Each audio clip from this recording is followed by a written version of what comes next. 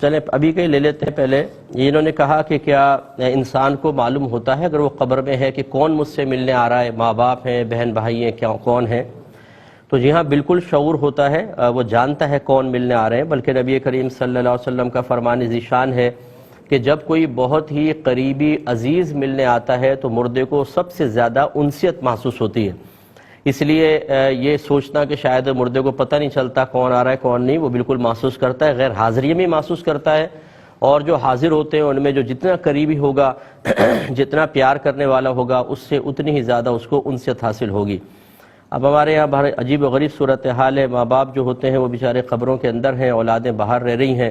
رسمی طور پہ جنازوں میں چہرہ دیکھنے کے لیے تو آنے کے لیے تیار ہوتے ہیں آ کے، اور اس کے بعد سال ہر سال پھر غائب رہتے ہیں. اس کے بعد ماں باپ تڑپتے رہیں قبروں میں، کبھی ان کی قبر کی زیارت کرنے کے لیے نہیں آتے ہیں. یہ ہمیشہ یاد رکھیے کہ جیسا انسان کرے گا مکافات عمل ہوتا ہے. پھر اپنی اولاد بھی پھر ایسے ہی کرے گی، قبر میں دفنا کر بھول جائے گی اور انسان قبر میں تڑپتا رہے گا.